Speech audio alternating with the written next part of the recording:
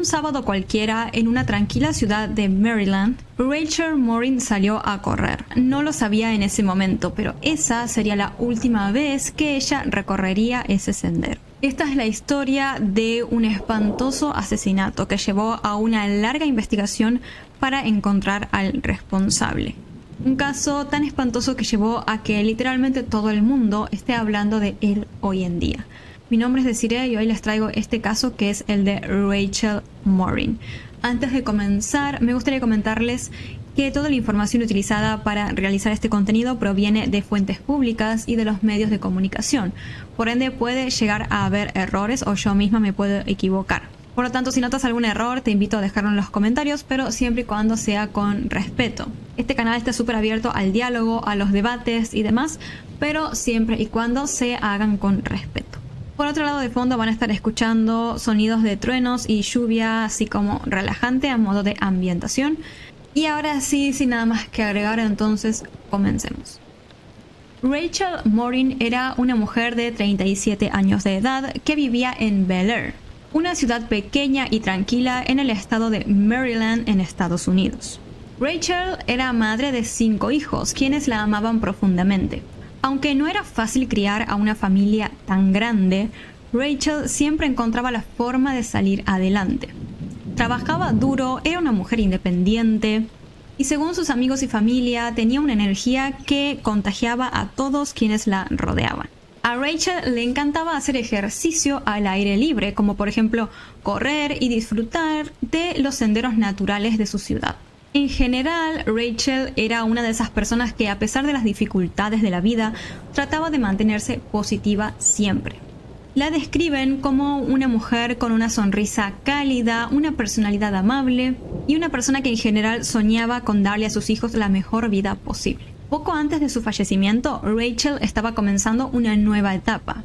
Había iniciado una nueva relación sentimental y aunque había tenido momentos muy difíciles en su pasado, como cualquier persona digamos, parecía estar muy ilusionada con el futuro que le esperaba junto a su nuevo novio. Pero lamentablemente todo cambió para Rachel el día 5 de agosto del año 2023. Era una tarde común en Bel Air. Rachel Morin había decidido salir a hacer lo que más le gustaba, correr por su ruta habitual, May and Pay Trail. Este sendero es conocido por quienes disfrutan del aire libre y de hacer ejercicio. Rachel solía recorrerlo casi todos los días. Ese día antes de salir, ella le envió un mensaje a su novio diciéndole que iba a correr ahí y que estaría de vuelta en poco tiempo. Hasta eso nada parecía fuera de lo normal. Rachel estaba acostumbrada claramente a hacer ese sendero. No era para nada la primera vez que lo recorría, lo conocía súper bien. No obstante, la tarde llegó y Rachel no regresó a casa. Su novio ahí comenzó a sentirse preocupado, pero al principio pensó que tal vez se había detenido a descansar o que por ahí había perdido la noción del tiempo. Sin embargo, cuando llegó la noche y Rachel seguía sin aparecer, la preocupación de su novio ya se convirtió en miedo. A medida que pasaban las horas sin que Rachel apareciera, su novio se dio cuenta de que algo andaba muy mal. La angustia lo atormentaba y no podía entender por qué Rachel, quien siempre había sido una persona puntual, no regresaba a casa. Pasaron así varias horas sin ninguna noticia, hasta que finalmente el novio de Rachel tomó la decisión de ponerse en contacto con sus familiares cercanos. Su madre, Patty Morin, fue una de las primeras en enterarse de lo que estaba pasando. De inmediato se dio cuenta de que algo no estaba bien, así que tomó la decisión de llamar a la policía y denunciar la desaparición de su hija. Y mientras la policía era alertada, varios familiares de Rachel empezaron a organizar una búsqueda por su cuenta, recorriendo al principio la zona en donde ella debería haber estado corriendo, pero no habían ni rastros de Rachel. Todos estaban muy consternados, no entendían si capaz Rachel había sufrido de un accidente o si por ahí había desaparecido de forma voluntaria. Familiares y amigos siguieron buscando por aquel sendero. No obstante, después de varias horas de búsqueda, siguieron sin aparecer rastros de Rachel. La policía, por su lado, decidió ampliar la búsqueda y utilizó perros rastreadores, pero Rachel no aparecía. Al día siguiente, el día 6 de agosto, la policía amplió su operativo utilizando helicópteros y unidades de búsqueda más organizadas, sin saber que lo peor estaba a punto de suceder. Ese mismo día, Ivan Knapp, un voluntario, lamentablemente encontró el cuerpo de Rachel en una alcantarilla de drenaje muy cerca del sendero a donde ella había ido a correr.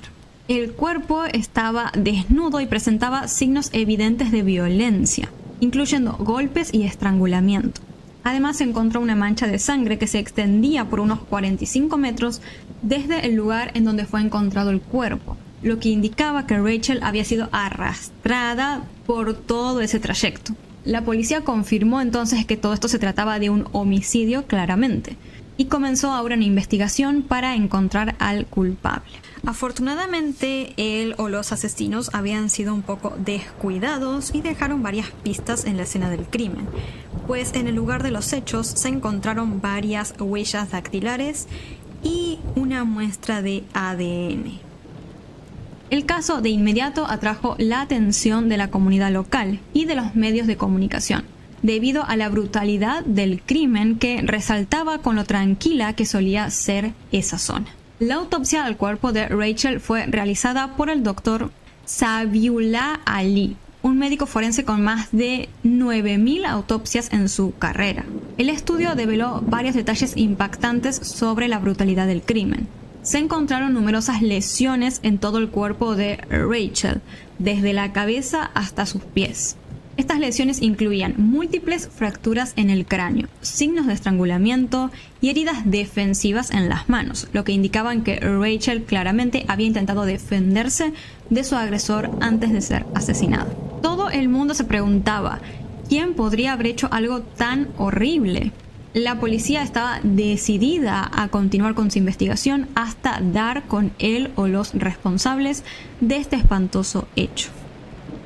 Los investigadores recibieron más de 200 pistas en los primeros días de investigación y además entrevistaron a varias personas, amigos, familiares de Rachel, incluido también su novio, quien colaboró de inmediato con la investigación entregando su celular y una muestra de ADN. Sin embargo, estas primeras investigaciones no llevaron a nada en particular. Con el tiempo, el caso no solo empezó a ser conocido no solamente a nivel local, sino nacional y después mundial. Todo el mundo, pero sobre todo los miembros de aquella comunidad, temía que hubiera un asesino en libertad prácticamente y que pudieran llegar a haber más víctimas. Tras varias investigaciones sin resultados, la policía en septiembre de 2023 colaboró con el FBI y la empresa OutRAM para realizar un análisis de genealogía genética. Este análisis permitió crear un perfil de ADN del asesino de Rachel. Este perfil coincidió con el de Víctor Antonio Martínez Hernández, un inmigrante indocumentado de El Salvador. No solo el ADN de este sujeto coincidía con el encontrado en la escena del crimen, sino también sus huellas dactilares. Antonio Martínez Hernández era un hombre, como les acabo de comentar, de El Salvador, con un historial de problemas legales y varios intentos de ingresar ilegalmente a Estados Unidos. Su vida antes del crimen de Rachel Morin estuvo marcada por varias deportaciones y arrestos, lo que nos demuestra que este hombre tenía comportamientos problemáticos y una total falta de respeto por las leyes. Él nació efectivamente en El Salvador y, como muchos inmigrantes de su país, buscó una vida mejor en los Estados Unidos. Sin embargo, su vida en América del Norte no fue ni sencilla ni tranquila. El hombre terminó siendo arrestado en múltiples ocasiones por ingresar al país de manera ilegal. En varias de estas situaciones fue detenido por la policía, pero siempre fue deportado nuevamente a El Salvador solo para regresar de forma ilegal a los Estados Unidos poco tiempo después. En 2023, cuando tenía 40 años, Martínez Hernández ingresó ilegalmente a los Estados Unidos por última vez. En febrero de ese año fue que llegó a Maryland, donde se estableció de manera no oficial. En ese momento nadie se imaginaba que este sujeto iba a estar implicado en la investigación de un crimen tan espantoso como el de Rachel Morin. A pesar de su historial de inmigración ilegal en Maryland, Antonio Martínez Hernández se había mantenido fuera del radar de las autoridades. Pero cuando se descubrió que estaba relacionado con el crimen de Rachel Morin, Las autoridades sabían que tenían que arrestarlo urgentemente. Así que empezaron a rastrear sus movimientos siguiendo sus huellas digitales, información de sus vehículos y otras pistas. Finalmente dieron con la ubicación actual de ese sujeto, así que la policía se dispuso a ir hasta allí y arrestarlo. El día 9 de junio del año 2024, la policía se dirigió a una casa en Bel Air en donde se estaba quedando Martínez Hernández. Sabían que tenían que arrestarlo sí o sí, así que la operación fue cuidadosamente planificada. Al llegar a la casa, los agentes rodearon la propiedad y con una orden de arresto en mano se acercaron a Martínez Hernández. Él no se resistió al arresto, pero sí se mostró claramente sorprendido. De esta forma, el sujeto terminó siendo arrestado sin incidentes. Y esto generó un gran alivio, no solamente para la familia de Rachel, sino también para toda la comunidad. Pues después de tantas semanas de incertidumbre y miedo, por fin se había arrestado al principal sospechoso, quien era un presunto asesino que se encontraba suelto en la zona. La noticia del arresto de Martínez entonces fue noticia en todo el país. Y una vez arrestado fue llevado directamente a la estación de policía. Antes de empezar el interrogatorio, la policía no sabía qué iba a decir este hombre, pero los investigadores estaban preparados para escuchar lo que sea. Cuando Martínez Hernández fue colocado frente a los detectives, se mostró tranquilo, incluso más de lo que se esperaba. El ambiente era tenso, pero él parecía no estar dispuesto a hablar de inmediato. Sabía que tenía pruebas en su contra, pero aún así mantenía una actitud bastante reservada. Al principio, en el interrogatorio, los detectives intentaron ser suaves. Le preguntaron sobre su vida, sobre su pasado y sobre cómo había llegado a Bel Air en Maryland. Martínez Hernández dio respuestas muy generales, digamos, a estas preguntas. Hablando de su llegada a los Estados Unidos, que había sido desde México, y cómo más o menos se las había arreglado para sobrevivir en el país. Luego, después de varios minutos de interrogatorio, los detectives decidieron presentarle a este hombre las pruebas que habían recopilado durante la investigación en su contra. Le mostraron las huellas dactilares que coincidían con las encontradas en la escena del crimen y lo más decisivo, el ADN que había sido encontrado en el lugar donde Rachel Morin fue asesinada. Martínez Hernández no pudo negar la evidencia y en ese punto su actitud cambió. Sabía que las pruebas no mentían. El hombre hizo una pausa bastante larga hasta que finalmente rompió el silencio. Con una voz muy baja admitió haber estado en el área en donde Rachel fue vista por última vez. Los detectives siguieron presionando para que el hombre siguiera confesando y después de esta presión dijo que él había conocido a Rachel en aquel sendero a donde ella había ido a correr, pero afirmó que no la había atacado. Dijo que había tenido un encuentro nada más con ella, pero que no le había hecho daño y que no estaba involucrado en el crimen. Sin embargo, los detectives no creyeron esta versión, ya que las pruebas en su contra eran muy claras. Pues los detectives le preguntaron directamente a Martínez si él había asesinado a Rachel. Y bajo esa pregunta, él directamente no dio una respuesta clara. Tras varios minutos y con aparente nerviosismo, en una situación súper incómoda, finalmente Martínez volvió a hablar y comenzó literalmente a confesar ya y a dar detalles muy oscuros sobre cómo habían sucedido los hechos. Martínez Hernández al principio admitió ser el responsable de la muerte de Rachel, pero trató de justificar sus acciones diciendo que había sido un accidente. Dijo que algo que no supo explicar muy bien había llevado a que las cosas se salieran del control. Sin embargo, esa explicación no le fue suficiente a los detectives, claramente, porque ellos sabían que la brutalidad de ese crimen no podía justificarse de esa manera. Después de esta confesión parcial de Martínez Hernández, la policía realizó una reconstrucción del crimen. Y la misma se llevó a cabo en el mismo sendero en el cual sucedieron los hechos. Allí en donde Rachel fue vista por última vez cuando salió a correr. Para llevar a cabo esta reconstrucción, llevaron a Martínez Hernández hasta aquel sendero y le pidieron que por favor contara cómo había cometido el crimen. Según Martínez Hernández, él se encontraba en el sendero cuando vio a Rachel caminando sola. Recordó que él se acercó a ella con la intención de hablar, pero en un momento algo se torció. Martínez Hernández describió cómo Rachel intentó alejarse de él, pero él la controló para detenerla. Aunque en su versión él minimizaba la violencia, los detalles de la reconstrucción y de la autopsia al cuerpo de Rachel demostraban que lo que había sucedido había sido mucho más agresivo de lo que él había intentado decir. Según lo que dedujeron los detectives, él atacó a Rachel con una fuerza brutal, utilizando además un objeto cercano para golpear. Uno de los momentos más escalofriantes de la reconstrucción fue cuando los detectives le pidieron a Martínez Hernández que describiera cómo había abandonado el cuerpo de Rachel después de quitarle la vida. Según su propio relato, él buscó un lugar apartado de la visibilidad, digamos, de los transeúntes y después llevó el cuerpo de la mujer allí. Martínez Hernández guió a los detectives hacia el lugar en donde él había abandonado el cuerpo. Y así se dieron cuenta de que este coincidía con la zona en donde efectivamente fue hallado él mismo. Después de toda la confesión de Antonio Martínez Hernández, llegó el momento de llevar el caso a los tribunales. Los fiscales estaban decididos a presentar todas las pruebas que vinculaban a Martínez con el crimen de Rachel. Y como ya sabemos, estas pruebas incluían huellas dactilares, ADN encontrado en la escena y también toda la reconstrucción del crimen que se había realizado anteriormente.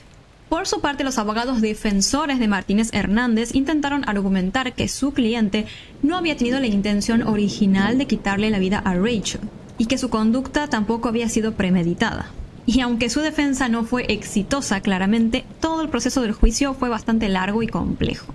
Cuando el mismo comenzó, todos los ojos estaban sobre el tribunal y sobre lo que iban a decidir. Porque Rachel Morin para ese momento ya no era una simple víctima. Su muerte había literalmente conmocionado a toda la comunidad y ya prácticamente al mundo entero, porque como les conté, este caso se hizo muy viral. Los familiares de Rachel estuvieron presentes durante todo el juicio, esperando que el culpable pagara en verdad por lo que había hecho. Durante las primeras audiencias, los fiscales expusieron los detalles del crimen basándose en las pruebas que habían recogido.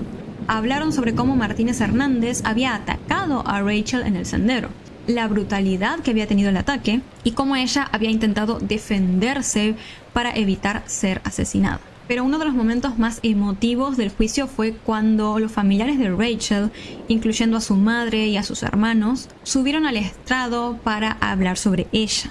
Ellos compartieron recuerdos que tenían con Rachel, lo que significaba para ellos y cómo su muerte los había dejado totalmente devastados. Estas declaraciones de los familiares dejaron en claro lo mucho que habían perdido y cómo este crimen les había cambiado completamente sus vidas. De esta forma, después de varias semanas de testimonios, pruebas y argumentos, llegó el momento de la sentencia. El tribunal tenía que decidir si Antonio Martínez Hernández sería condenado por el asesinato de Rachel Morin. Finalmente, el veredicto fue muy claro. Antonio Martínez Hernández fue declarado culpable de asesinato en primer grado. Y no solo eso, sino que también fue condenado a cadena perpetua. Esta sentencia terminó siendo un gran alivio claramente para los familiares de Rachel. Y si bien no borró eso el dolor de su pérdida, sabían ya que el culpable iba a pasar el resto de su vida en prisión pagando por lo que había hecho. Y esta sentencia no solo significaba justicia para Rachel, sino que también implica que un asesino va a quedar encerrado por el resto de su vida, evitando así que existan futuras víctimas. La muerte de Rachel luego abrió ciertos debates en el país sobre la seguridad que existe en los espacios públicos, sobre la inseguridad que existe en los espacios públicos, sobre todo para las mujeres. Pues este crimen literalmente sucedió en un espacio así, totalmente público. Rachel Morin había ido a correr como cualquier día de su vida, sin saber que ese sería el último y que su historia iba a terminar de la peor manera. Esperemos entonces que este caso no haya sido en vano y que se mejore entonces la seguridad en todos los espacios públicos en general. Porque cosas así como un crimen tan brutal en un lugar de estas características no puede suceder. No puede ser que una persona la tenga tan fácil, digamos, que agarre, fuerce a otra, la lleve a un lugar apartado y de una forma tan brutal le quite la vida como si nada. Esperemos que este caso genere, digamos, que se creen nuevos protocolos de seguridad o algo. Porque uno se pone a pensar y dice, ya no puedo ni siquiera ir al parque al que voy todos los días a correr porque me puede pasar algo. Obviamente que estos son casos muy específicos, pero tenemos que tomarlo para recordar que siempre tenemos que estar atentos y ser cuidadosos, digamos, ¿no? Porque lamentablemente, mientras haya tanta gente maldita en el mundo, uno no puede andar tranquilo al 100%, digamos, ¿no? Obviamente, ni siquiera en un parque a donde uno va todos los días a correr, ni siquiera ahí. Espero que este caso les haya resultado de interés. Molly Cecilia Tibbetts nació el 8 de mayo de 1998 en San Francisco, California. Era hija de Rob y Laura Tibbetts, pero cuando estaba en segundo grado sus padres se divorciaron y se mudó a Iowa junto con su madre y sus 2 hermanos. Para 2018, Molly tenía 20 años y cursaba la carrera de psicología en la Universidad de Iowa. Además, trabajaba en un campamento de día para niños. También había sido corredora de campo traviesa. Para ese momento llevaba una relación sentimental desde hacía 3 años. El día 18 de julio de ese año, Molly se encontraba en casa de su novio dentro del condado de Paushik. Se estaba quedando allí para cuidar a los perros, puesto que su pareja se encontraba fuera de la ciudad. Alrededor de las 7:30 de la noche decidió salir a trotar. Y esa fue la última vez que supieron sobre ella. Molly jamás regresó y cuando al día siguiente no se presentó a trabajar, su familia realmente se preocupó y la reportaron como desaparecida. La última comunicación de Molly fue con su novio, quien dijo que ella, un poco antes de salir a correr, le envió una foto por Snapchat en la que parecía estaba dentro de la casa. En las semanas siguientes, la policía de varios estados investigó cientos de pistas sobre el caso, incluido un aviso que decía que habían visto a Molly en una parada de camiones de Kearney, Missouri, pero luego se confirmó que era falso. Se sabía que la joven utilizaba un rastreador de actividad Fitbit, por lo tanto la policía decidió ayudarse de esos datos para encontrarla. Sin embargo, a pesar de tener esto y haber recibido más de 2.300 pistas y realizado más de 500 entrevistas, no pudieron localizar a Molly. Las recompensas monetarias por la información que condujese al cierre del caso habían alcanzado más de $366,000. La condición era que Molly regresara sana y salva.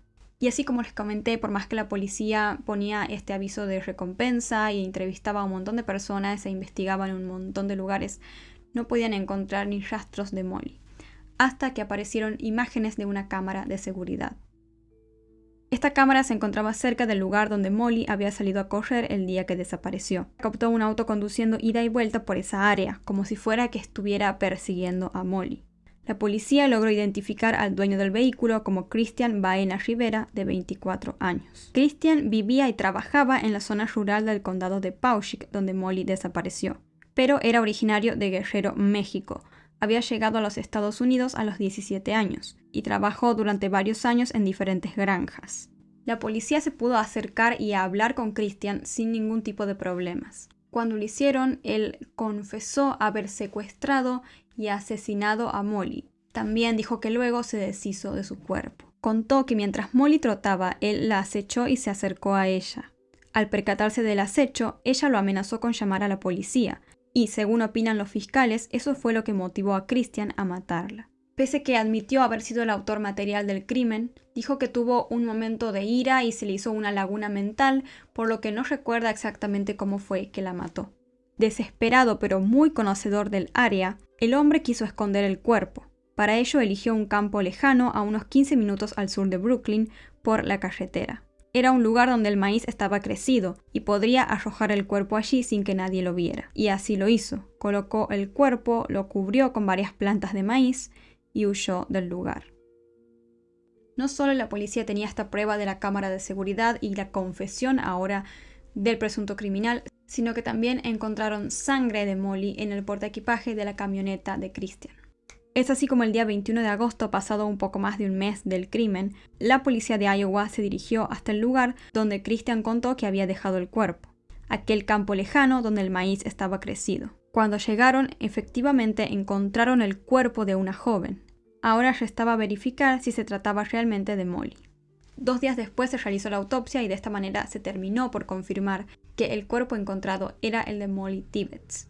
El médico forense registró la causa de muerte como múltiples lesiones por arma blanca. El día 22 de agosto de 2018, Christian Baena Rivera fue acusado de asesinato en primer grado. El juez elevó su fianza de $1 millón a $5 millones, cuando el fiscal señaló que tenía riesgo de fuga. El día 24 de agosto, Christian cambió su consejero legal por un matrimonio que normalmente trabajaba para diferentes bufetes de abogados. y es así como el día 19 de septiembre se declara inocente.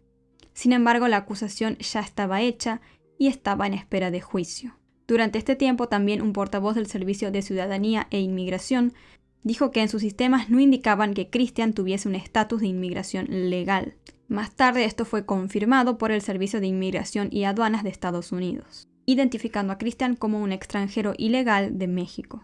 Como les comenté, Christian desde que llegó al país había estado trabajando en diferentes granjas. Para el momento en el cual sucede el crimen, trabajaba en una granja de una familia muy importante de Iowa. Como parte del empleo, la familia le permitía a Christian que viviera allí sin pagar renta.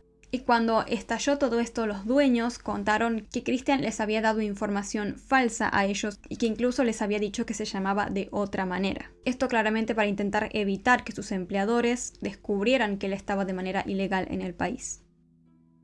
Mientras estaba en la espera del juicio de Christian, se realizaron diferentes homenajes para Molly. Su hermano menor y el equipo de fútbol al que pertenecía la conmemoraron imprimiendo sus iniciales en las camisetas del equipo. Algunos corredores también utilizaron el hashtag #MilesForMolly para resaltar el acoso y los problemas de seguridad que experimentan las mujeres que corren, puesto que ella fue atacada mientras hacía esta actividad. Durante su funeral, la familia pidió que recordaran a Molly por su pasión que tenía por la vida y sus grandes deseos de siempre estar ayudando a los demás. Por otro lado, también se abrió un fondo en memoria de Molly para beneficiar al Hospital de Niños Stead Family de la Universidad de Iowa. Dicho dinero se destinaría para ayudar a los diferentes niños y adolescentes dentro del área de psiquiatría del hospital.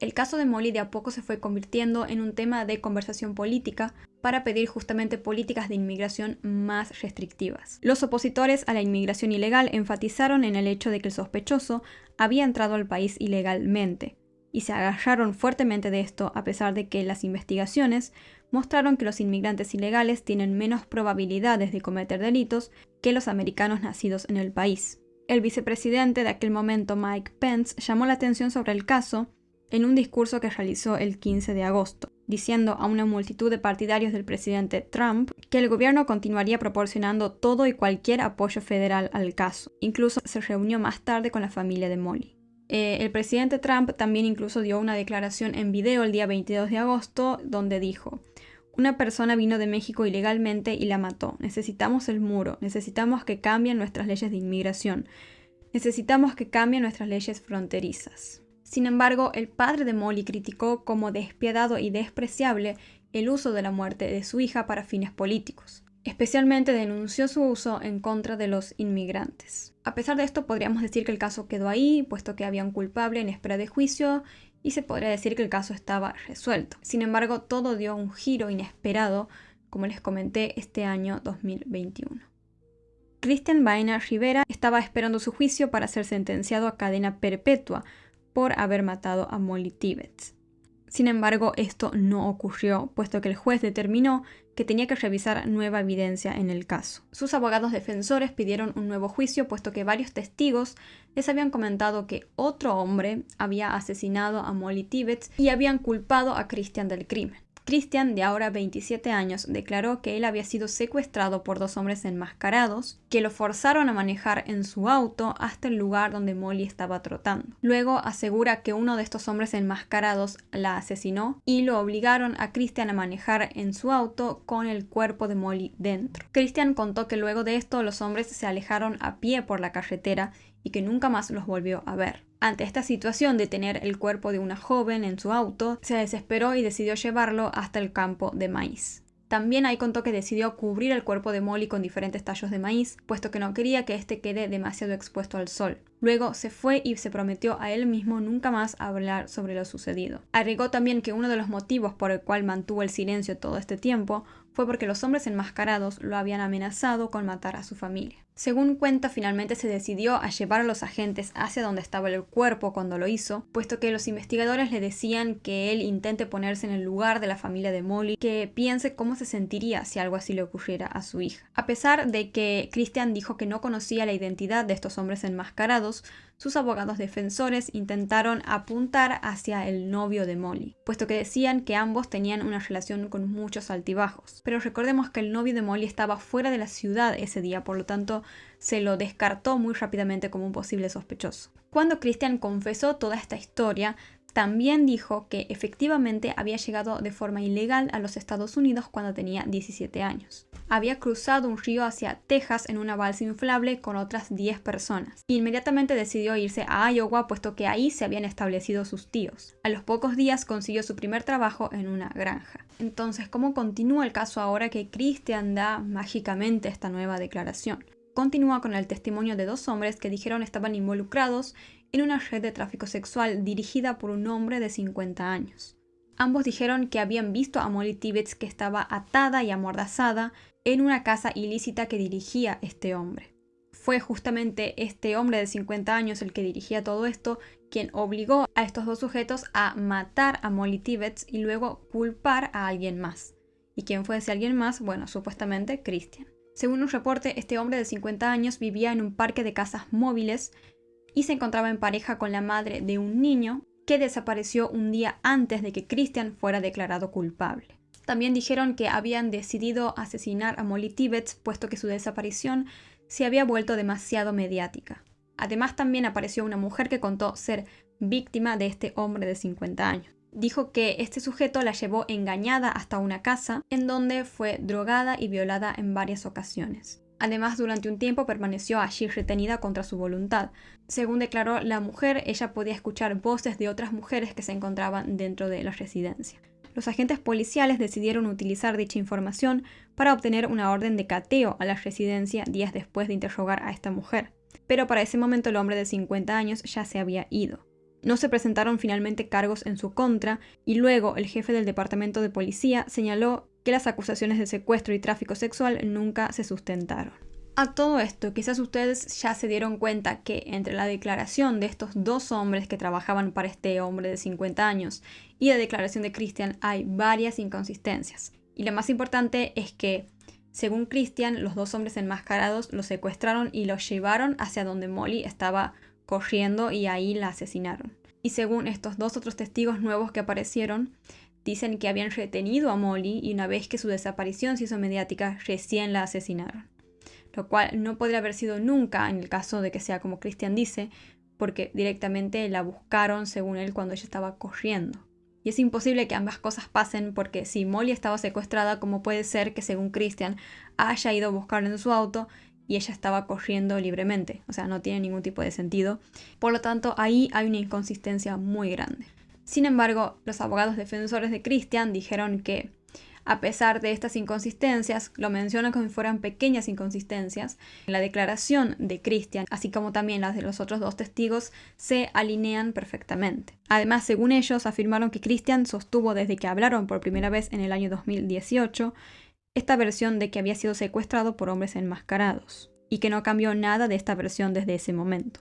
No sabemos si podemos alinear mejor los puntos si tenemos más información, pero los puntos principales se alinean, dijo uno de los abogados. Los hechos no van a ser todos ordenados y bonitos, pero los hechos principales se van a alinear. Entonces, ¿en qué quedó todo esto? Finalmente se quedaron sin efecto los argumentos de los abogados defensores de Christian, puesto que se determinó que la muerte de Molly Tibbetts y el caso del niño desaparecido y la casa ilícita con el hombre de 50 años y demás no tenían absolutamente nada que ver. El subdirector de la División de Investigación Criminal de Iowa dijo: "Confiamos en la investigación, enjuiciamiento y condena de Christian Rivera por la desaparición y homicidio de Molly Tibbetts, y que actuó solo". Con eso resuelto, la Corte fijó una nueva fecha de sentencia para el día 30 de agosto de 2021. Christian continúa enfrentando una sentencia a cadena perpetua sin derecho a libertad condicional. Y el día que les estoy grabando este video es 23 de agosto, ya casi 24 porque faltan 30 minutos para las 12. Así que digamos que es 24 de agosto. O sea que no queda nada, quedan muy pocos días para el juicio que esperemos que esta vez se haga realmente. Así que calculo que ustedes estarán viendo este video después de esa fecha, por lo que si hay novedades, el juicio se realiza efectivamente y demás, les voy a dejar la nueva información en un comentario fijado.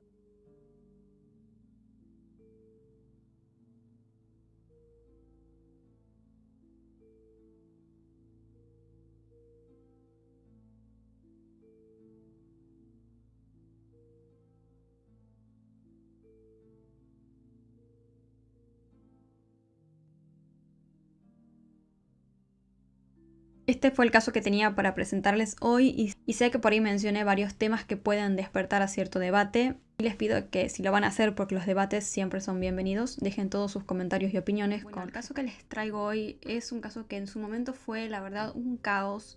La investigación se realizó muy mal. Además, en los medios de comunicación había muchísima desinformación. En unos decían una cosa, en otros decían otra cosa. Y también este es un caso que ocurrió hace varios años, pero al igual que algunos otros que ya les presenté, este año 2021 ocurrió algo que hizo que la investigación pudiera dar un giro ante un caso que estaba estancado. Así que sin nada más que agregar, vamos a empezar. Este es el caso de Débora Fernández. Nos ubicamos en el año 2002 en España. Débora Fernández era una joven de 21 años, la tercera de 4 hermanos, y estudiaba diseño gráfico. Para ese año se encontraba realizando ya el último año de su carrera. A ella la describen como el alma de la fiesta, siempre alegre, amante del humor negro y de las artes en casi todas sus variantes, pero por sobre todo de la fotografía y de las artes visuales, gustos que compartía junto con su madre. A Débora en sus tiempos libres le gustaba salir a correr y pasar tiempo con su novio Pablo. Pablo, su novio por trabajo, solía viajar constantemente a Argentina, puesto que su familia tenía una empresa dedicada a la pesca de langostinos en este país. Mientras él se encontraba en uno de estos viajes, Débora recibió una llamada de una mujer de Argentina que decía ser la novia de Pablo y le preguntaba quién era ella, a lo que Débora le contestó que ella era la novia de Pablo y que era española. Al escuchar esto, la mujer del otro lado del teléfono comenzó a amenazar a Débora, y esta decidió cortarle directamente la llamada. Luego de esto apagó su celular y decidió intentar pensar qué era lo que había pasado, asimilar que quizás su novio estaba teniendo una doble vida. Sin embargo, esto a ella no le fue fácil, y aunque se tomaron una especie de tiempo junto con su novio, tenían pensado conversar cuando él regresara a España. Los hechos comienzan el día 30 de abril del año 2002. Ese día Pablo, el novio, o podemos decir el exnovio de Débora, llegaba a España de Argentina. Débora esa mañana comenzó su día de forma normal. A las 9 de la mañana asiste a clases de la universidad, aunque varios de sus compañeros dijeron que la notaron un poco triste. Incluso se retiró un poco antes y se dirigió a un salón de belleza para pedir un turno. Luego de esto se encuentra con una amiga y se quedan charlando, pero solo un rato porque Débora estaba apurada debido a que debía asistir a este turno en el salón de belleza. Asiste a su turno y mientras se encontraba allí recibe una llamada de Pablo. Y aunque no se sabe de qué hablaron, las personas del salón de belleza dijeron que ella cambió su actitud, como que se quedó mal después de la llamada. Una vez finalizó su turno, se dirigió a su casa a almorzar con su familia, y su familia cuenta que también ellos en la mesa la notaron triste. Luego que terminó de almorzar, subió a su cuarto y comenzó a utilizar su computadora. En ese mismo horario se sabe que Pablo se acercó a un cibercafé, por lo que se cree que ellos mantuvieron una conversación por chat en ese momento. Hay que tener en cuenta que en el año 2002 obviamente no existía ni Facebook ni WhatsApp, y los jóvenes solían comunicarse por email, por foros de internet y ese tipo de cosas. A esa hora una prima la llama a Débora y ella también dice que la notó bastante decaída. A las 7:30 de la tarde, Débora decide salir a correr, se coloca su ropa de deporte y se ata un polar que le había regalado su novio en la cintura. Este dato se los digo porque después será importante. Débora sale de su casa sin celular y sin dinero, dispuesta a ir a correr a la playa de Samil. Sin embargo, para este momento cuentan que su ánimo había cambiado, parecía mucho más animada y alegre. Y lo que se sabe sobre lo que ocurrió después fue gracias a diferentes personas con las que Débora se encontró esa tarde mientras corría. Por ejemplo, luego de que salió de su casa, un testigo dice que la vio charlando con un joven desconocido. 2 horas después se encuentra con una prima, pero misteriosamente ella no tenía el polar que le había regalado su novio atado a la cintura. Esa noche tanto Débora como su prima tenían una cena con amigos, pero Débora le dice que no irá puesto que tenía planes para alquilar y ver la película Amélie. Aunque no se sabe si sola o con alguien, y si es con alguien con quién. Lo que se cree es que si ella fue al salón de belleza y se arregló, es porque tenía pensado ver a su novio esa noche. Luego de esto, las primas se despiden y Débora continúa corriendo. Técnicamente este es el momento cuando se la ve por última vez, pero no se sabe con exactitud qué pasó después. Una empleada de un videoclub cercano a la casa de Débora recuerda perfectamente haberla visto esa noche alquilando la película. Luego 2 testigos afirman haberla visto alrededor de las 8:45 de la noche cerca de su casa subiendo a un auto. Más tarde, cuando los padres regresaron a la casa y no encontraron a Deborah, no les resultó extraño, puesto que creyeron que simplemente había salido con los amigos. Recién al día siguiente, cuando se percatan de que su hija tampoco había regresado, es cuando comienzan a preocuparse, y deciden llamar a sus amigas y también a su novio para ver si sabían algo sobre ella. El novio cuenta que esa noche él estaba jugando al fútbol con unos amigos, y habían quedado en ir a cenar después, por lo que una vez que terminó el partido, el joven, según cuenta, se fue hasta su casa a ducharse y luego se reunió nuevamente con sus amigos para la cena. Él dice que luego de ducharse, cuando salía de su casa, su padre lo vio salir, pero el padre declara que jamás lo vio. Según el joven, dijo que luego de esta cena regresó simplemente a su casa a dormir, que por lo tanto no tenía ni idea de dónde estaba Deborah. Los padres, por lo tanto, colocan una denuncia por desaparición. Sin embargo, en la policía les dijeron que, la típica de que tenían que esperar 48 horas para considerarla realmente como desaparecida. Sin embargo, los padres insistieron e insistieron hasta que finalmente les tomaron la denuncia. Por otro lado, su prima junto con su novio se dirigen al lugar donde ella la vio por última vez para buscarla. Sin embargo, regresaron con las manos vacías. La hipótesis de que Deborah haya huido por voluntad propia se descartó rápidamente, por un lado porque los padres dijeron que ella jamás haría algo así, y porque ella había salido de su casa sin llevar ni dinero, ni ropa, ni nada. Además, ella cuando se encontró con su prima, charló con ella como si nada estuviera pasando. Durante los días siguientes se llenó la ciudad con carteles de búsqueda. Estos carteles hicieron que muchas personas llamaran a la familia de Deborah para decirle que creían que la habían visto aquí, que la habían visto allá, todas pistas que no condujeron a ningún lado, y además de estas personas también llamaron otras, pero solo con la intención de hacer bromas. Lo primero extraño que ocurre mientras se realizaba la búsqueda fue un día que Pablo, el novio de Deborah, llevó su auto a lavar. La gente del lavadero le dijo a Pablo que algo dentro de su auto olía muy mal, que algo olía a muerto. Según cuenta Pablo, dice que él se había olvidado una caja de langostinos, que estos se descongelaron y se echaron a perder dentro del auto. Cuenta que en ese momento sacó la caja del auto y la llevó a una cafetería para ver si allí hacían algo con eso. Sin embargo, la gente de la cafetería dice que nunca recibieron ninguna caja. Así es como el día 9 de mayo la policía le toma declaración al novio de Deborah y también una muestra de ADN. Y aunque se sabía que él viajaba todo el tiempo a Argentina, la policía no se gastó ni siquiera en retener el pasaporte para evitar que pudiera escapar de España. Al día siguiente, es decir, el 10 de mayo, una señora se percató de algo extraño mientras estaba en una cuneta de la carretera C550. Creyó que era una muñeca o algo así, pero cuando se acercó bien, se dio cuenta de que se trataba del cuerpo de una joven. Inmediatamente llamaron a la policía. Cuando los agentes llegaron, lo confirmaron. El cuerpo era el de Deborah. Encontraron el cuerpo a 45 kilómetros de la zona donde se vio a Deborah por última vez. El lugar donde se encontró el cuerpo es justamente una zona muy particular de la carretera, puesto que suele estar muy poco iluminada, siendo el lugar ideal para llegar, ocultar un cuerpo e irte sin que nadie te vea. Deborah, cuando la encontraron, estaba totalmente desnuda y con algunas hierbas que cubrían sus zonas íntimas. Hallaron semen dentro de su cuerpo y un preservativo usado cerca del lugar. La forma en la que fue encontrado el cuerpo demuestra que fue tratado con mucho cuidado, sin nada de violencia. Sin embargo, por otro lado, algunos medios de comunicación decían otra cosa acerca de cómo se había encontrado el cuerpo. Recuerdan que al principio les comenté que fue un caos de información este caso en una época, y algunos de estos medios de comunicación decían que el cuerpo había sido encontrado en un avanzado estado de descomposición y con la cara totalmente desfigurada a causa de la violencia que habían ejercido contra ella. Sin embargo, para el caso vamos a tomar la primera versión, la que se encontró el cuerpo como cuidado, puesto que después toda la investigación se basa en esa manera de haber encontrado el cuerpo. Aunque el cuerpo de Deborah se encontró desnudo, la autopsia reveló que había estado vestida en el momento en el que falleció. También se descubrió que no había sufrido ningún tipo de abuso sexual y que tampoco había mantenido ningún tipo de relación sexual antes de morir. Esto quiere decir que los elementos que denotaban eso, como por ejemplo el preservativo o el semen dentro del cuerpo de Deborah, fueron colocados ahí a propósito para desviar la investigación. Y sí, le pusieron semen dentro del cuerpo una vez que ella ya había fallecido para despistar, y lo peor es que no es el primer caso en el que hacen esto. También se descubrió que el cuerpo había permanecido durante varios días en una especie de lugar frío, y se cree que el asesino o los asesinos colocaron el cuerpo allí para evitar que se descompusiera hasta decidir qué se haría con él. Estuvo allí aproximadamente 10 días. Durante este tiempo seguramente el culpable planificó cómo iba a armar esta escena, ¿no? De colocar el preservativo aquí y de hacer esto así, para recrear esta especie de escena del crimen falsa.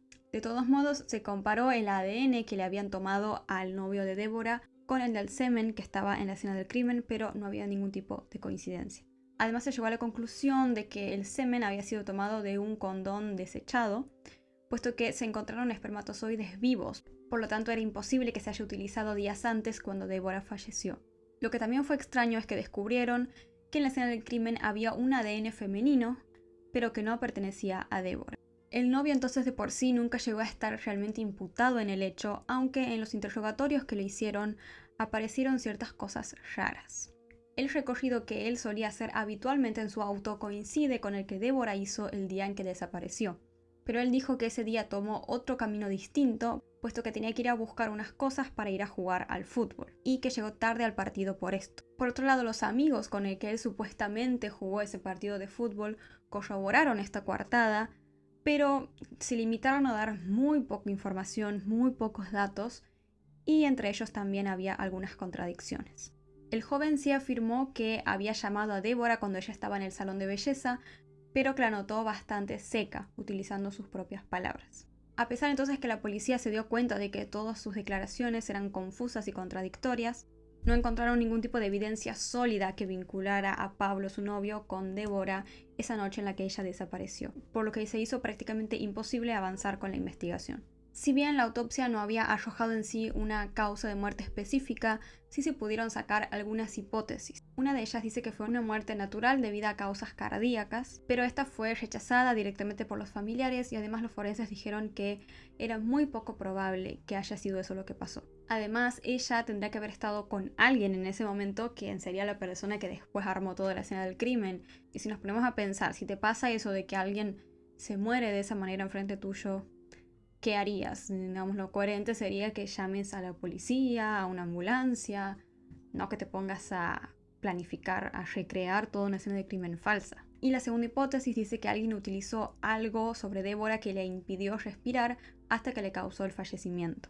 Lo que sí parecía claro es que Débora conocía a quien fue su asesino, y lo más probable es que ella accedió voluntariamente a irse con él, puesto que resulta extraño que si alguien llegó en auto y la obligó forzosamente a ingresar en él y demás, nadie lo haya visto. Muchas personas recalcaron también el hecho de que los días anteriores a Débora la notaron rara, triste, distraída, como les comenté, y además de que estaba recibiendo estas amenazas por teléfono. Pero como les conté al principio, hubo muchísimas fallas en la investigación, como por ejemplo, no hay registros de que hayan visto las cámaras de seguridad de los lugares por donde Débora pasó el día que desapareció. Nunca interrogaron ni a los padres ni a los hermanos de la víctima.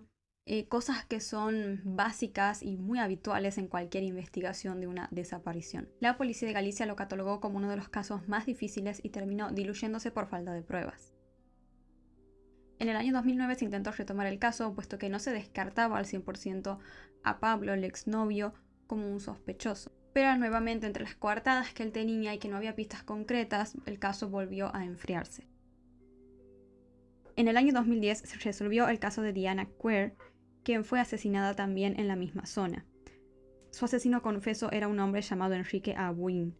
Para la familia de Débora esto despertó una pequeña esperanza, puesto que los agentes de policía decidieron investigar si otros casos tenían relación con este hombre.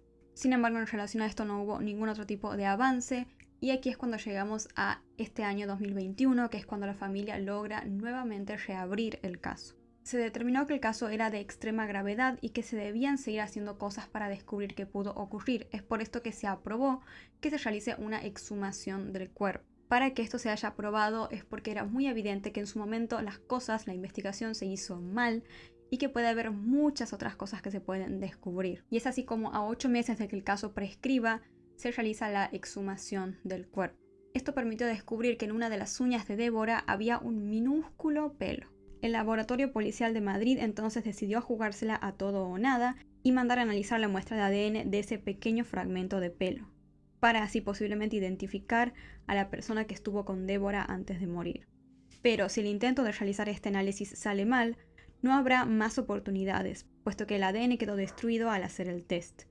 Desde el punto de vista policial, esto es una proeza biotécnica, puesto que hace 20 años atrás, esos tamaños tan microscópicos de ADN habrían sido desechados por la imposibilidad de reconstruir la estructura genética. Los resultados que podría arrojar este ADN pueden ser dos. El lado positivo, por así decirlo, que es que se pueda descubrir al asesino o a las personas que estuvieron con ella antes de morir. O el lado más negativo sería que el pelo simplemente pertenezca a la propia Deborah. En ese caso quedaría todo estancado nuevamente. Además, se realizaron nuevas investigaciones e informes en relación al disco duro de la computadora de Deborah, el cual había estado guardado en dependencias policiales desde el año 2006 y nunca antes habían buscado pruebas allí, siendo que puede haber ahí cualquier cantidad de información, de conversaciones con personas y demás que pueden hacer avanzar muchísimo la investigación. Finalmente se dijo que no descubrieron nada en el disco, pues, y esto a la hermana de Deborah les resultó rarísimo, porque como les digo, ¿cómo puede ser que no haya ninguna conversación ni nada que sea relevante?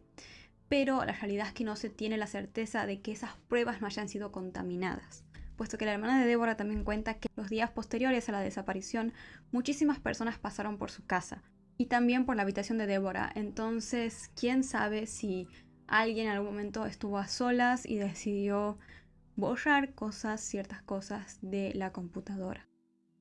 El juzgado en el mes de julio de 2021 acordó una nueva prórroga tras la solicitud del fiscal, al entender que todavía quedan ciertas pruebas pendientes y que se desconoce cuánto tiempo tardarán en conocerse sus resultados. Bueno, este fue el caso de Deborah Fernández. Como ven, en este año 2021 recién es como que resurgió realmente una nueva esperanza con este análisis de ADN, que es realmente lo que importa, pero todavía no se dieron a conocer los resultados, tampoco sé si todavía estarán, creo que debe llevar tiempo eso, pero es una esperanza y esperemos que pueda dar resultados, que pueda dar con un ADN nuevo, que pueda identificar a la persona y que al fin se pueda hacer justicia después de tantos años. Es impresionante la cantidad de casos que se empiezan a resolver por los avances en los estudios de ADN, así que vamos a depositar todas nuestras esperanzas ahí, puesto que posiblemente sea ya la última, y creo que si no se saca nada de eso, va a quedar el caso sin resolverse ya para siempre.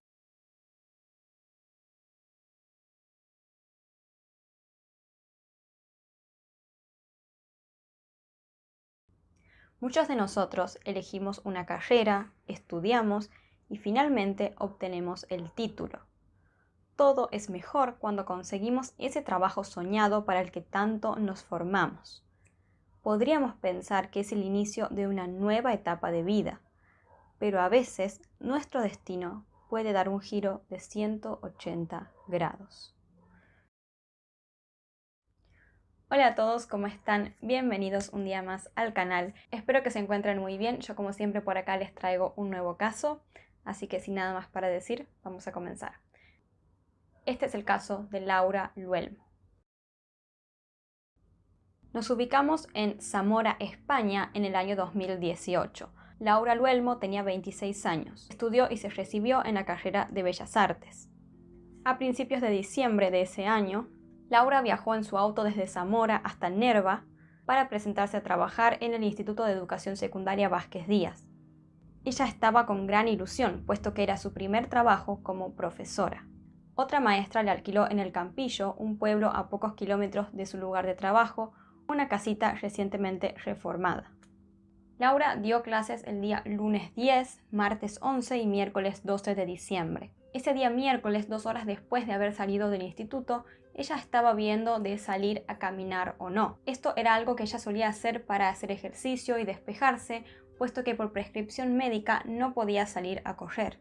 En ese momento le envía un mensaje por WhatsApp a su novio que decía textualmente: "No sé si saldré a caminar, hace viento". Y finalmente decidió no hacerlo, puesto que aproximadamente a las 5 de la tarde, Laura decide ir hasta el supermercado. Allí compra media docena de huevos, 2 botellas de agua y una bolsa de patatas. Al día siguiente, es decir, el jueves 13 de diciembre, Laura no se presenta en el instituto a trabajar. La profesora, quien le alquiló la casa pasadas unas horas sin que la joven aparezca, da aviso a la Guardia Civil. Casi al mismo tiempo, a media mañana, luego de tampoco poder saber nada de su hija, el padre de Laura interpone una denuncia por desaparición en la comisaría de la Policía Nacional de Zamora. Horas más tarde, la profesora a quien le alquiló la casa llama nuevamente a la Guardia Civil y les insiste que vayan hasta la casa de Laura para ver si ella se encontraba allí. De esta manera acuden hasta la vivienda e ingresan con un juego de llaves que les había dado la dueña.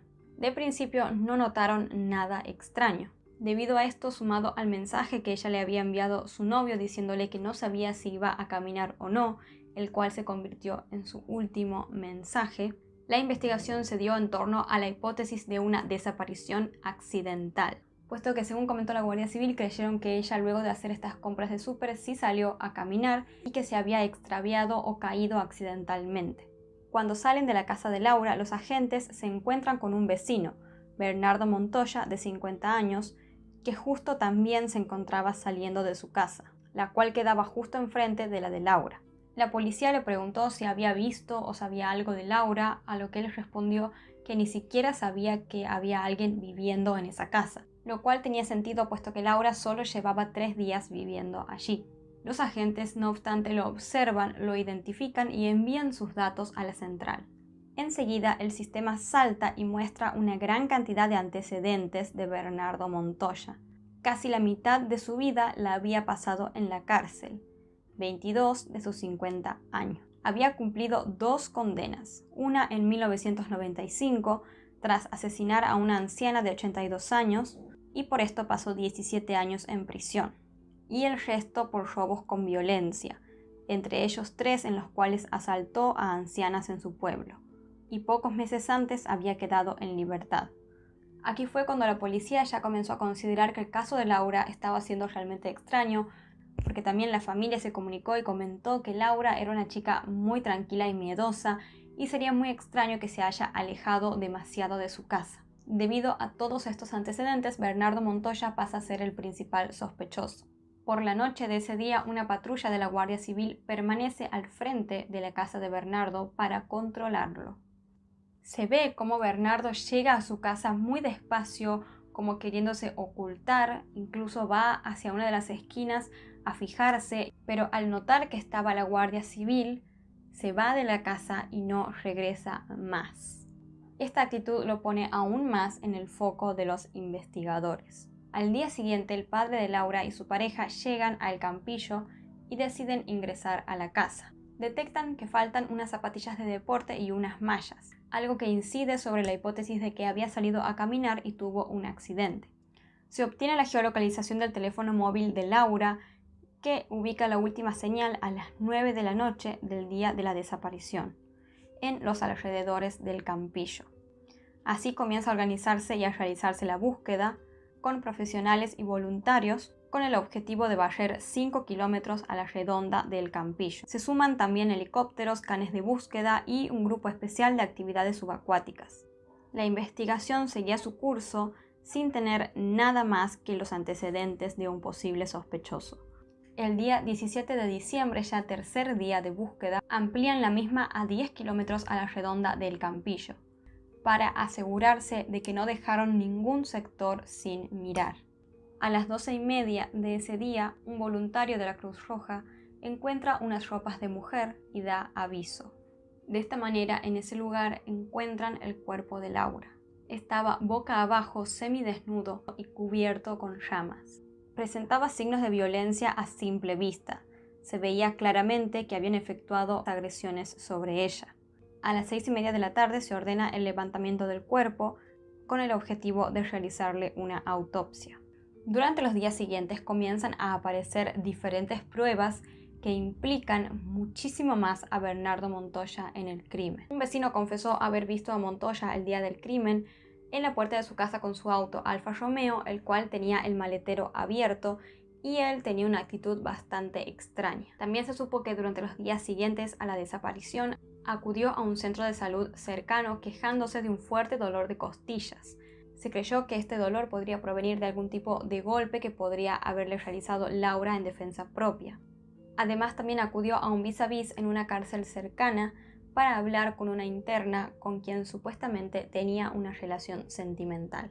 Y finalmente, tras rastrear ahora no solamente el celular de Laura, sino también el de Bernardo, arroja que los dos estuvieron dentro de la casa de Bernardo.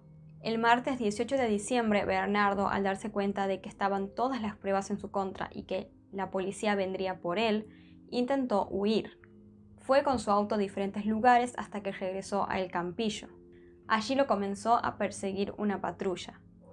Intentó perderlos metiéndose a un camino que lleva a una zona forestal, pero allí quedó acorralado por las patrullas. Es ahí cuando intenta huir a pie por el campo, pero finalmente es arrestado. Tras horas de ser interrogado, Bernardo Montoya finalmente confiesa ser el asesino de Laura Luelmo, pero dio una declaración bastante inverosímil con respecto a todas las pruebas que tenían los investigadores. Les voy a leer cómo fue textualmente la confesión de Bernardo Montoya. La chica, Laura, salió de su casa y se me acercó a preguntarme algo. Yo estaba sentado en una silla en la puerta de la mía, que están frente a frente. Ella me dijo: «Hola vecino, oye, ¿sabrías de algún supermercado por aquí?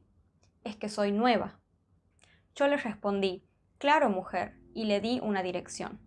La engañé, porque la mandé a un callejón sin salida donde no había supermercado ni nada.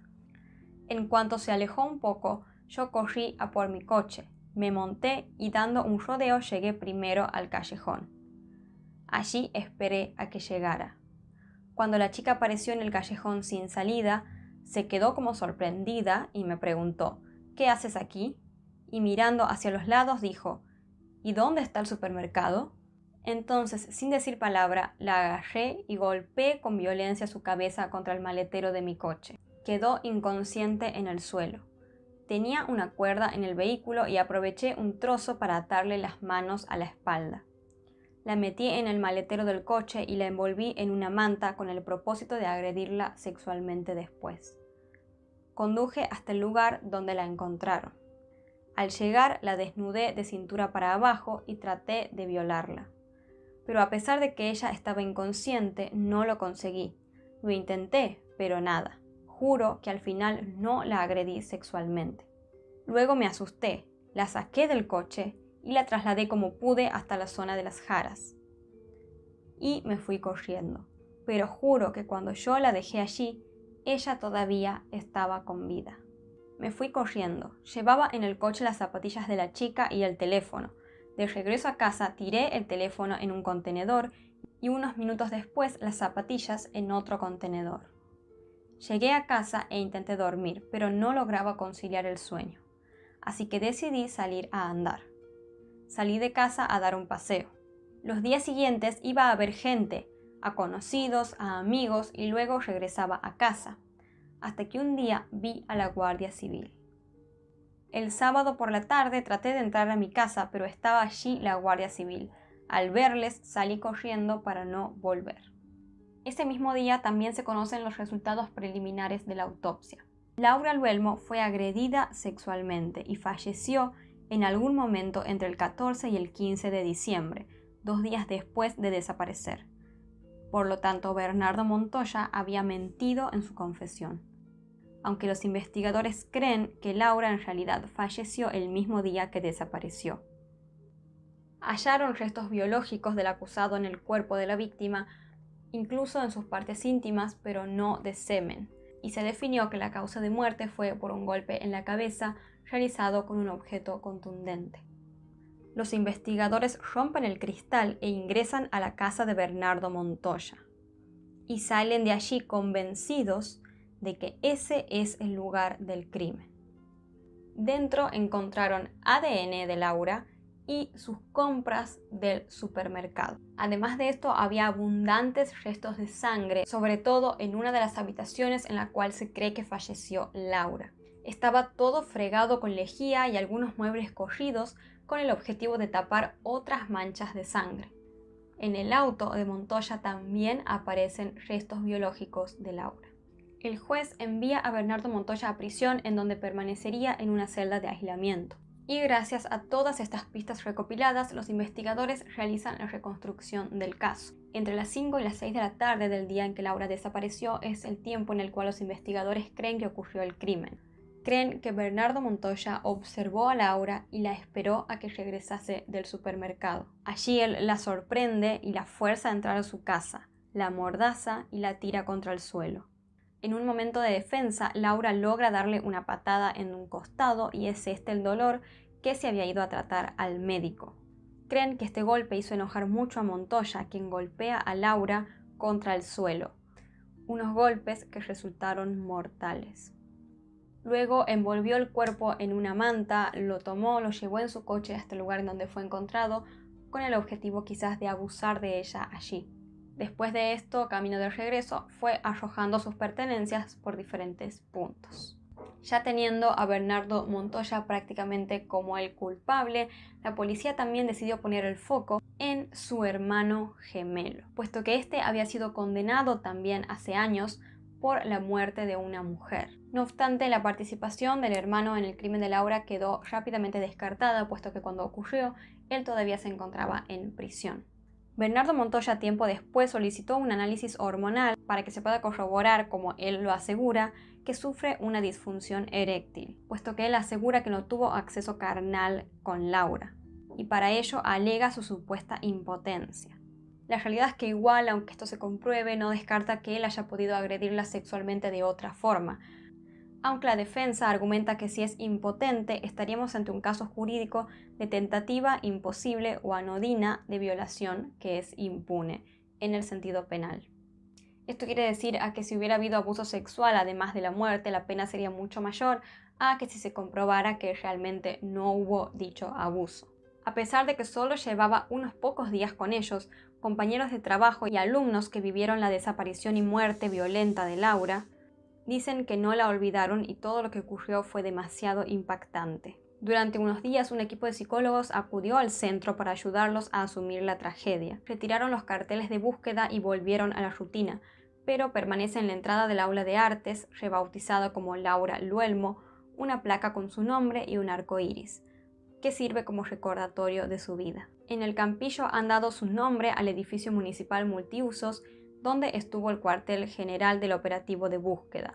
El 8 de marzo, el Día de la Mujer, inauguraron allí una placa de cerámica que decía: "Todos somos Laura, Laura Luelmo, con el cariño, el pueblo de El Campillo 2019". Con respecto al juicio de Bernardo Montoya, se cree que es probable que se realice durante el año 2021 y se demoró tanto puesto que aún hay pruebas periciales pendientes que son más que nada demandadas por él. Por otro lado, si lo condenan, la parte de la herencia que le correspondería a Bernardo por la venta de la casa de su padre, tendría que destinarla para pagar la indemnización de los padres y los hermanos de Laura. Un año después, Bernardo Montoya cambió totalmente su declaración y se declaró inocente.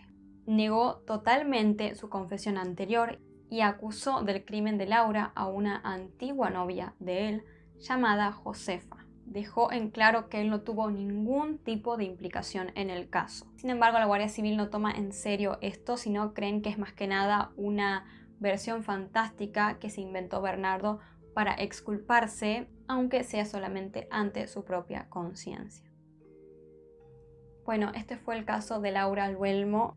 Realmente es terrorífico pensar, ¿no?, que ella era una persona que tenía toda una vida por delante, que estaba empezando una nueva etapa de su vida, había terminado sus estudios, consiguió el trabajo de sus sueños, había ido hasta allí con tanta ilusión y alegría y le terminó pasando esto tan espantoso a los pocos días de estar allí. Realmente espeluznante y da muchísima bronca realmente. Por lo menos se pudo saber quién fue, está ahora en prisión y esperemos que el juicio se celebre y que le den la mayor condena, que es lo que se merece básicamente. Antes de irme les voy a mandar un saludo a todos los miembros del canal y ellos son Valeria Escobedo, Mercedes Polonia, Juan Antonio, Rosario Carnaval, Amaya, Lucas Maidana, creo que siempre dije Carnaval, perdón.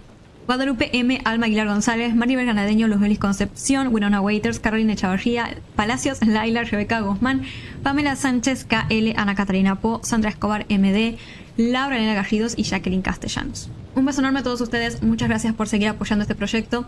Esto fue todo por hoy por mi parte, muchas gracias por verme, no olviden suscribirse al canal, activar la campanita de notificaciones y demás para que YouTube les avise cada vez que suba un nuevo video. Y si van a dejar un comentario con su opinión saben que son totalmente bienvenidos todos los comentarios, pero bueno, no olviden de siempre comentar con respeto. Ahora sí, me despido. Los estoy viendo la próxima.